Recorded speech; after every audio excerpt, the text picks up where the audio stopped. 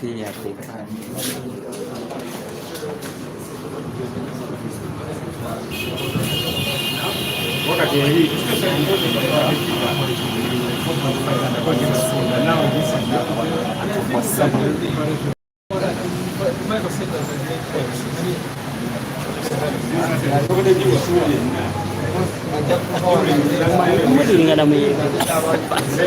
Sebo.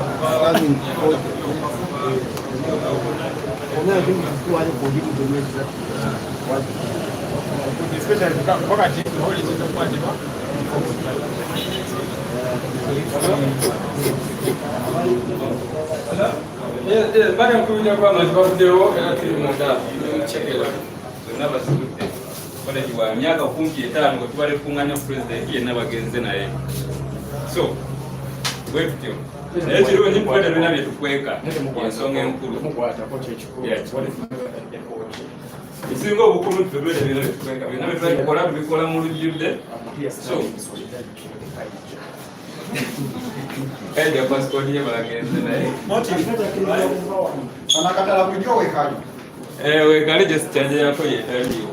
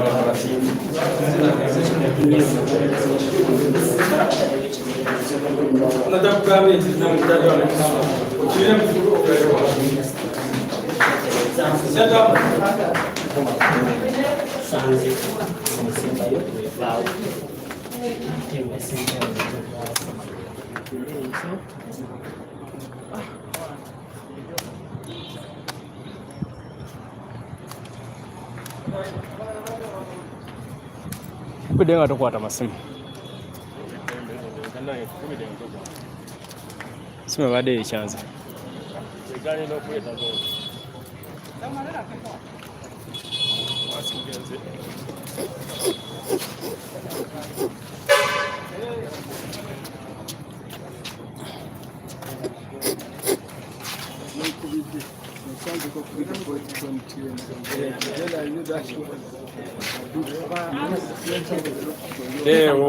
ine walinga nga basamiza kozi tesiba nga tesiba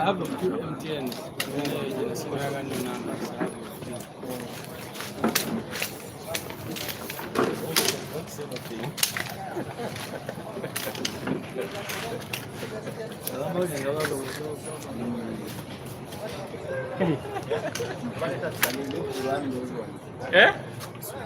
Of course I have to.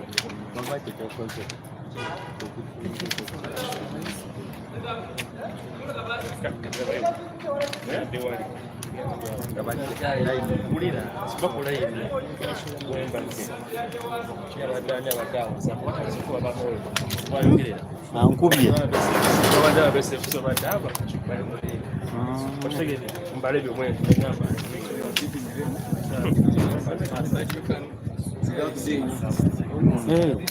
Wanzi bankubye ne banzi bankubye ne bankwatira ekyemanga ne badde ne bankubye naye bwegire emyaka bamukubyenye bwegire bagambye maze kulaba kati bakubye onyumya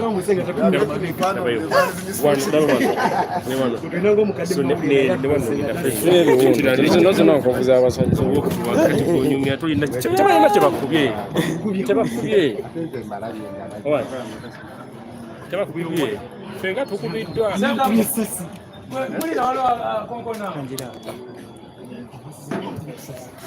fenga tukubiddwa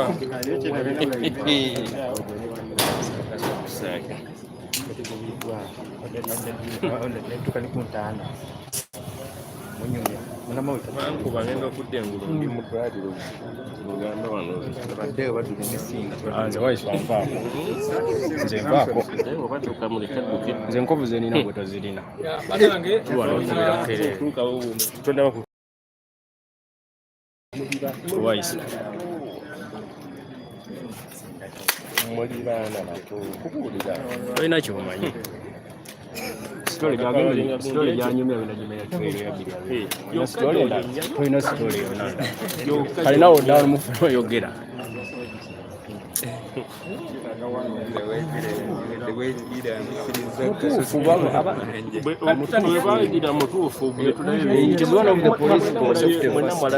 kale banange katwogeremuko mulabye oluvannyuma lwa bano abayeekera bajeno Museveni okusalako ekitebe kyaffe olunaku lwajjo tubadde tetulina access era si wano wokka babadde bablokinze ekkubo lino lyonna okuviira ddala bwayise okutuuka sayiti z'emulago eyo ng'abantu tebasobola kukozesa lino ekkubo era babadde wano bangi nnyo abasirikale abapoliisi ab'amagye abali mu civilian nga bwe mulabye ekifaananyi kibadde awo abasinga nga beesibye ebikookolo nga tebasobola kutegeera nga muntu tasobola kubategeera abantu baffe abakuuma wano babagobye ne basigalawo omu ne bamukubakuba empi ne bamugyako essimu ne bamutuuzaawo era waabadde olunaku lwajjo okutuuka leero we bagendedde naye nga bye bakola bajja ne bamugamba sayininga wano nti waliwo kyowitinesinze nga bwe mulabye effujjo lyonna lyonna lye bakoze wano ne batwala kompyuta zaffe ofiisi ezisinga ne batwala documents zetutanategeera kubanga mukiraba twakatuuka wano mulabye embeera eriwo tetunategeera documents ki ze babadde interested naye mulabye buli wamu wonawona batuuseeyo ne mu sealing ne bagendamu tetusobola kumanya kiki baplantize wano tetunasobola kitegeera accountant waffe yategeezeza nga bwemulabye ofiisi ya accountant neya national treasurer abadde alina sente zituyambako okukola emirimu gy'ekibiina ezisuka mu miliyoni 3 ezibadde wano mu cash nazo tezirabikako kati bazibbye era nga bwe babbye ez'ekamwokya mu dduuka ne bajjamu miliyoni 2.5 ne wali ne bajjamu miliyoni 2 so ne wano sente ezibadde wano ezikola emirimu eza mobilization biki byonna byonna bazitutte tetuziraba batutte ensawo ne batwala bingi nnyo registers ezimu netubadde tulinako details zaffe ne batwala CCTV cameras nga bwe mulaba ne badestroyinga CCTV cameras zonna ne batwala internet infrastructure ne bagidestroyinga ne batwala n'obulala computer bagenze nga bajjamu zi hard drive ziriko information yaffe era tebabadde wano wokka ne mu kizimbe ekyo kyemulaba nakyo babadde babagenzeeyo mu kizimbe ekyo ekirala kyonna kyonna nakyo ne bacekingamu ne batwala byonna byonna bebatutte of course tuvumirira bino ebikolwa nga bwe tubagambye eby'ekamwokya kubanga tesobola kubanga search tebadde search kubanga teri official yenayena w'ekibiina gwe bategeezezzaako badde tebalina search warrant ate teri gwe bakkiriza okuwitnessinga ebibaddewo wano so ebikolwa byonna byonna byebakoze wano bimenya amateeka era tubivumirira ne sekuvumirira yenna. We have just been able to regain access to our offices here at Kavule. Since yesterday, as you know, they came and deployed all the way from Waise to Mulago and blocked access to this place. So today we said let's come because even in the morning they came and did the same thing. So we wanted to see the extent of what they took, the extent of the damage. We cannot ascertain for sure how much damage they have done at this point because we have also just entered. We are just taking stock right now. But what we have been told so far, from the accountant's office. All the money that was there, over 30 million shillings, was taken by these thugs. There are so many documents which they took away, as you have seen everywhere. They took almost all the CPUs from all the computers, all of them in these offices. Even where it was difficult, they just broke the CPUs to be able to access the hard drives. So, meaning that they wanted to take out all the information. It was evident in the organizing secretary's office that they took a lot of documents, the registers and all these things. So we are yet to establish what exactly the extent, and we shall let you know, the media. But what I want to emphasize is that they did not allow any party official to be around. They chased away the people who are in charge of the security, the caretakers. The only one who was left, they beat him and forced him to sit there where he was seated since yesterday, and they took away his phone. Even now, he doesn't have his phone. They've just gone with it. So you can imagine, these are just thugs. Right now, we cannot tell you what they have taken exactly, because there are still many things taken from here and taken from Kamosha. We are going to take stock and tell you, but we condemn this in the strongest terms possible. This was not a search, to emphasize, because when you come to such premises, you must have a search warrant, and you must make sure that the owner of the premises is around. You must involve the local authorities to ensure that they are there to witness everything that has been taken. We are very concerned at this point, because like I said, the neighbors told us that they even saw some foreigners in here when these thugs were around. So we are very concerned that they might have planted some things in our offices. We don't know yet what technology they used or whatever, but let's wait and see, because if they wanted to do a search, only a search, we should have been around. We've been emphasizing that we are not criminals, and there's nothing criminal in this place. You remember how they planted guns in Arua? You know what? Some of our comrades actually who are Chitaria, who were on the Magara Umar case. You remember what happened even to Magara himself? They planted some things in his house and claimed he was making bombs and all that. And some of our comrades who are still stuck at Luzira, Chitaria and other places, they are the same things they've been doing. So we are yet to establish the extent of damage, but we condemn these actions in the strongest terms possible. Yes, we are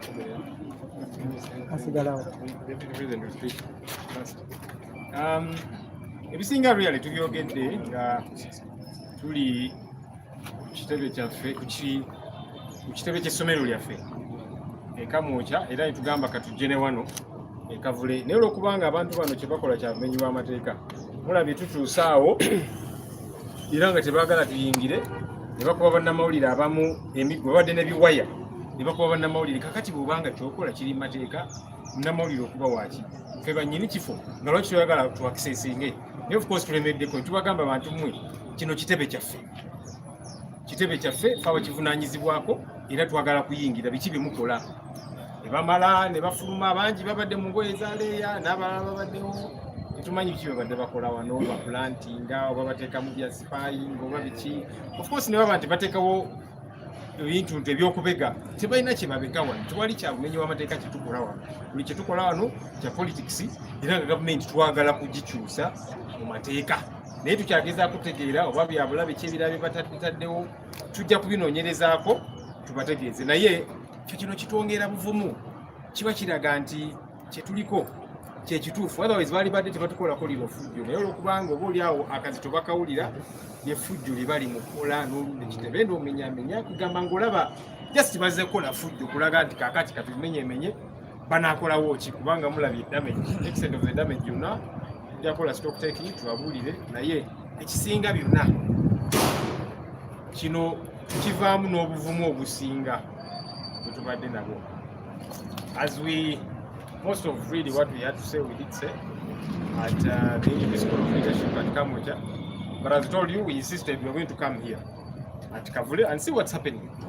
We got here, the military was still clearly in this place. They did not want us to access. We said, look, these are our party headquarters. We are the owners of this place. We want to access. Why do you want to deny us access? And as you could see, they using some cables and so on, they beat up some journalists. And you wonder, if what you're doing is within the law, why are you beating journalists? What have they done exactly? But anyhow, we insisted, we want to enter and see what you people are doing. So they all took the walk of shame and they left. We have accessed, you've seen all the damage that has been caused. clearly just trying to put us down, but that's not going to happen. We are a lot more resolute than ever before. Maybe Treasurer Kayogere for 1 minute, then the Deputy President Amadize. Office you Thank you very much. The extent of damage has been extensively covered, but only to confirm that this is part of the bigger scheme by the regime to disable and cripple the National Unity Platform and the bigger struggle generally. The comfort comes from the knowledge that these are not surprising developments. The criminal conduct of every dictatorial regime has never stopped the population from regaining power in their country. So the people of Uganda must have the comfort in the knowledge that this persecution, this criminal conduct has never stopped any dictatorial regime from falling. And indeed, it will not stop this one from falling.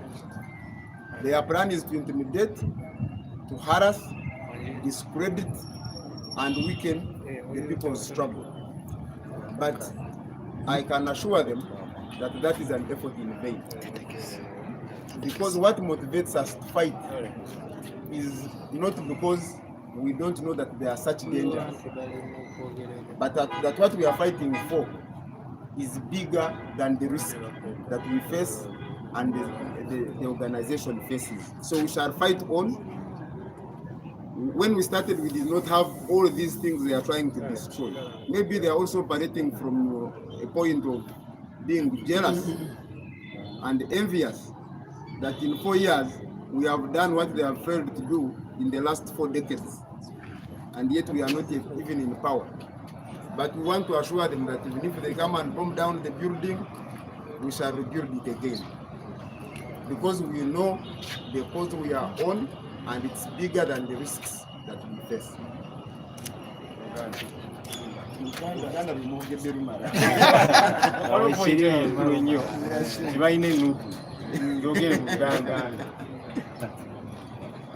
Ebigendererwa by'abantu bano bingi nnyo, naye ekisookera ddala baagala tunafuya ate baziba bikola, baagala tumalamu amaanyi bamale mu bantu essuubi nti bano be muwagira tuyinza bakola kye twagala ate teri kye musobola okukola. Naye bino byonna bye bakola teri regimu yannakyemalira mu nsi yonna ne mu byafaayo etaabikolanga. Zonna zaabikola, naye era ku nkomerero abantu ne bawangula. Waliwo n'endowooza nti oba oli awo abantu bano balina n'ennugu nti ebibalemye kuzimba mu myaka 4 ffe tubikoze emyaka 4. Ekitebe mukiraba ekya NRM mukimanyi, naye twagala bategeeza nti ekitebe kino ne bwe bakikuba bbomu ne bakisaanyaawo era tujja kuddamu tuzimbe, kubanga ffe omulamwa gwe tuliko tugumanyi, ate tumanyi nti munene nnyo kusinga risks eziri involved. One, I think what the treasurer doesn't know, the difference between 4 and 40 is a 0. So when they compare themselves, the 4 is common, but they have 0 the other side. And that's the difference. That 40, you compare it with 4, you add a 0. So for them, they have 0 and you have a 4, and therefore they think they are zealous. But generally, you look at the spirit. Bwetuyita omwoyo n'ogamba bano abantu abakoze bino bantu ki, baakulirawa, baabakoze batya, kyekibaleetera okukola bino. Kyomatira kimu kyokka nti be bantu nga bwe nayogedde aliya abamativu ti ensi yabakoowa, n'olwekyo bo balowooza nti banaakola bino epate ng'abasinza ogissaamu omutima n'omwoyo be baana abato abalina obudde obungi ennyo mu Uganda, balowooza nti bajja kutta omwoyo gwabwe. Ne mu buli struggle, Mandela akyogera Martin Luther King akyogera, Gandhi akyogera, the indomitable will to succeed. Omwoyo ogumaliridde ogutadda maki mabega tegulemwangako kufuna kikola kye gwagala. N'olwekyo ebibadde wano byonna nga treasurer bagambye kibeere ekizzaamu amaanyi buli omu bw'ali nti beebango tumaze okukifumbiikiriza era esigazza kwerwanako ng'onkadde kuteegera ku luzzi. N'olwekyo tubawe obuvumu n'obweyamu nti tetudda mabega, no retreat no surrender. Tetugenda kudda mabega mirimu gye tukola oba tusalenda. Nze ndowooza buli omu alinayo enkoko ye nga tutuusizza wano mu 7 kati ng'ekibiina kya myaka ena n'ekitundu kyekyakabeerawo nekikola bino bekikoze nga bino byalina okukola. Ndowooza buli omu addemu amaanyi gy'ali tunatera okutuuka okululinya kuki kumufeete. N'olwekyo this is the moment that should inspire other than cause a loss of faith and heart. And we must take heart from the fact, as the treasurer has said, that dictators, this is the common script. Everywhere it's written all over. It's the same. And actually we are trading on the same path which other dictators have done, and therefore President Yoweri Museveni and his dictatorship and his leadership and his military is coming to this low end, and they are going to end badly. So let us not be intimidated, let us move forward. As I stood here one day, I said, here we come, and we are going to be with them for a long haul. And I think our people out there, we have never been closer and near to victory than we are today. Because this is clear cowardice and an admission that they've lost it. So let us stand up, dust ourselves up. Whatever the damage they do, every time they put us down, we must have the capacity and the capability to stand up and raise again and move forward. Victory is just the other corner.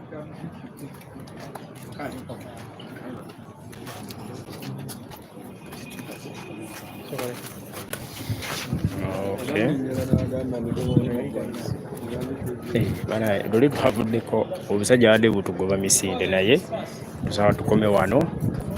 Mwebale nnyo okubeerako.